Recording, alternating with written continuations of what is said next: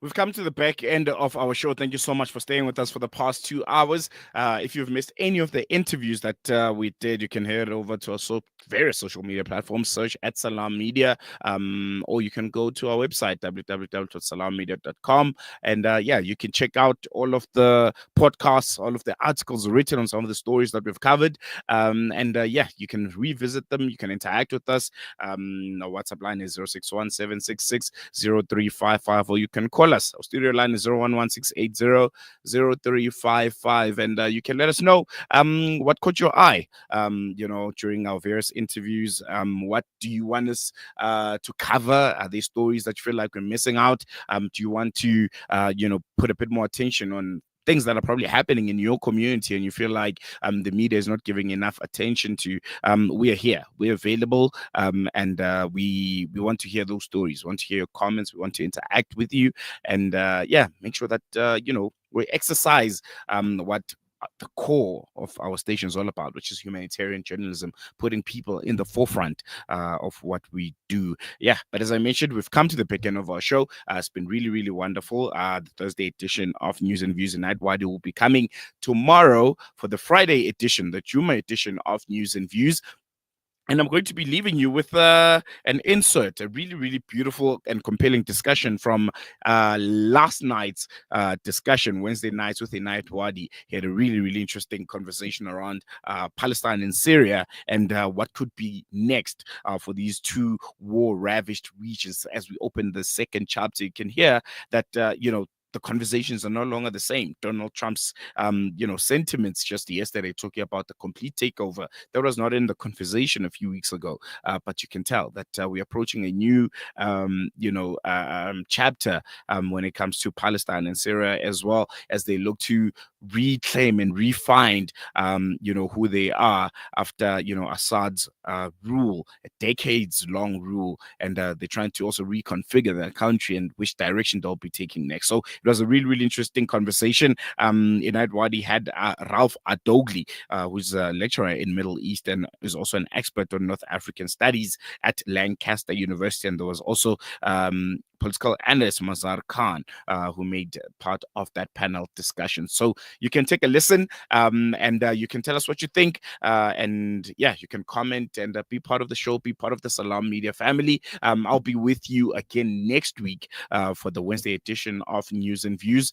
There's a lot happening today that you have to keep an eye on. The State of the Nation address by President Cyril Ramaphosa, which is very, very, very important, considering the current state of affairs. Looking at what's been happening since the beginning of the year, you now have US-SA bilateral relations. We have the situation out in the DRC. We have the GNU also trying to figure themselves out right here in South Africa. So that's going to be a really important State of the Nation address, and you can watch it live and listen to it live right here on Salam Media later today at around 6:30 p.m. We're going to leave it here for now.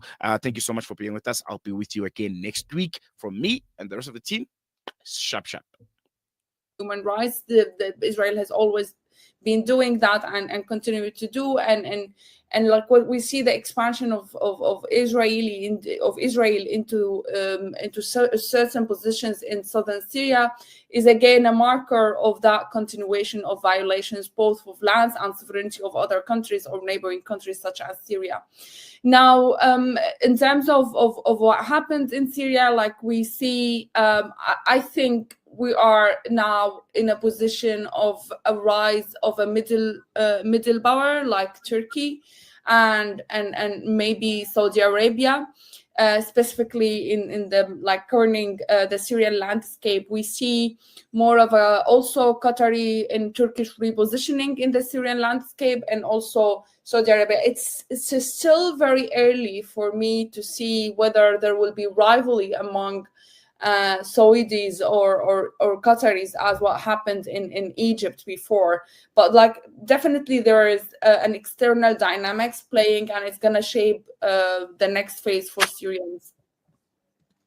Well, clearly, and I think Mazhar, just following up from what Dr. Rahaf is saying, we're seeing this increased global awareness particularly with regard to activism, and we've seen it with regard to Palestine. And as Dr. Rahaf mentioned, that there hasn't been a lot of focus on Syria, where Palestine obviously has overshadowed Syria.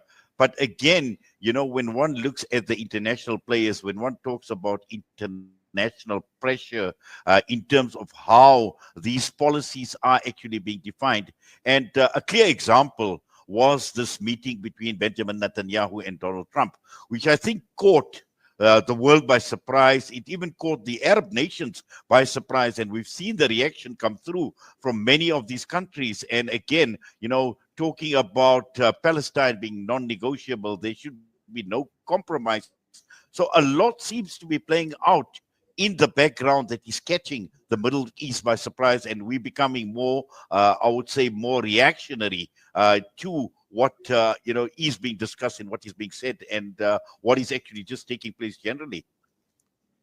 You know, I'm surprised that they're surprised, because you know, they had the experience of the Balfour Declaration, where Britain said one thing, did another thing.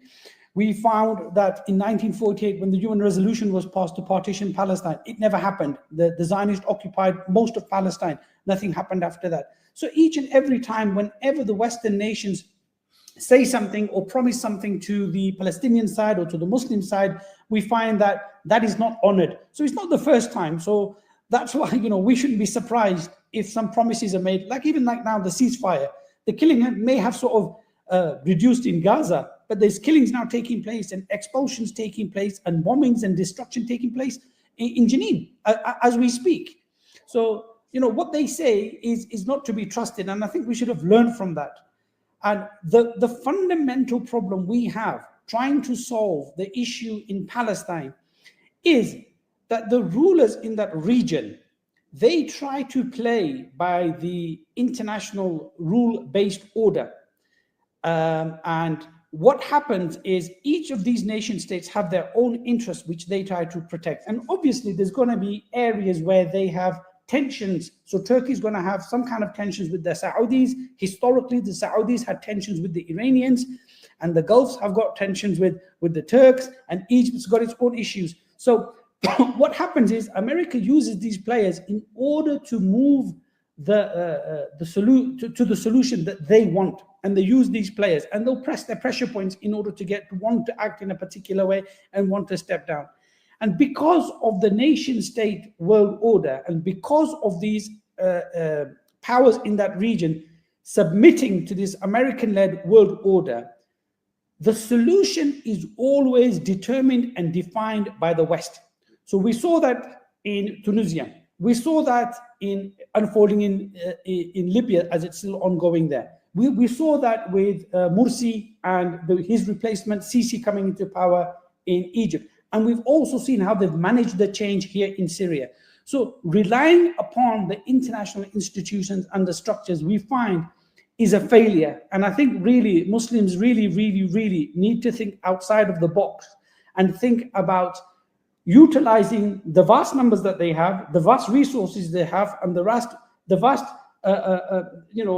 strategic lands that they have, and the huge populations that they have, you know, that we don't need to rely upon the failed international world order and their institutions in order to provide a solution for Palestine. It's not beyond, our ability to act independently and solve this problem. Because, you know, there's one very important thing that distinguishes the Muslim world from the Western world. Regardless of the amount of technology, the weapons, army, economy, money they may have, there's one thing they don't have, and that's the concept of sabr, perseverance. And Gaza showed that they are prepared for every last building to be demolished, but they are not going to leave that land. Now, the West is not going to do that. The West will fight their wars based on an Excel spreadsheet, based on cost and benefit analysis. When it becomes too expensive, they will change their goals and move out. We saw that in Iraq, America didn't achieve its political goals, they moved out.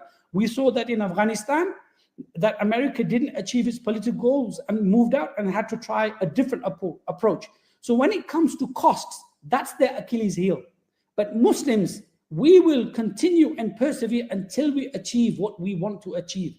And we saw that is the dynamic which allowed the nascent Islamic polity in Medina to bring about the end of the centuries-old Persian Empire and the Roman Empire, which were far more sophisticated, far more developed, far more economically and materially stronger than the Muslim Islamic State in Medina. Yet they overpowered them because of this concept of perseverance. And that is something that we need to fall back on. Yes, Mazhar. But also, Dr. Rahaf, Mazhar talks about this international rule-based order, and just looking at it from a Syrian perspective, and looking at obviously the Assad regime, both Bashar and prior to that, his father as well. So this international rule-based order, at that point in time, with both the Assads, the father and the son, had actually allowed what we see, allowed the catastrophe that had actually unfolded in Syria for a very, very long time.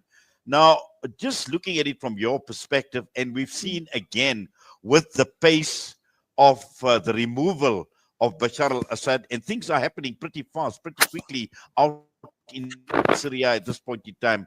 Just looking at developments at this point in time, we've already started seeing the involvement with the likes of Saudi Arabia. We've seen we've seen leaders obviously starting to take a huge interest in what is playing out in Syria. Just what is your reading and just looking at these developments and the pace with which they are moving at this point in time? How do you see it? Well, thank you very much for that questions. I want to follow on Mr. Mazhar kind of contribution towards like the West and the East, or Muslims versus the other nation. I would like to say like our experiences as Syrians has not been very much different from Palestine. We have seen the failure of international community, the failure of the UN. And actually, all of these UN processes or the UN delegations to Syria has not only failed, but even fractionalized the conflict even more and solidified. And all the humanitarian aid that kept coming from the UN and Western countries went directly to entrenching and solidifying the authoritarianism of the regime. So the West has not always been kind of honest about their promises or even any of kind of holding liberal democracy or human rights. So, however, actually, Syria is a different case from Palestine. It's totally kind of what started as peaceful mass protest in 2011 suddenly kind of resulted in the emergence of hundreds of rebel groups. Of different rebel groups. That these rebel groups also in a few years' time started to fight each other. And then I can kind of summarize that we have 4 armed factions. One is the Syrian Democratic Forces in northeast Syria, where it's backed up by the US, and we have US troops there. And we have Syrian National Army, which is backed up and funded by Turkey and Qatar in northern Syria. And then we have HTS, Hayat Tahrir al-Sham, which is led by current president, newly elected, just positioned president Ahmed al-Shara, who was previously al-Jolani. Among these groups, there were always infighting.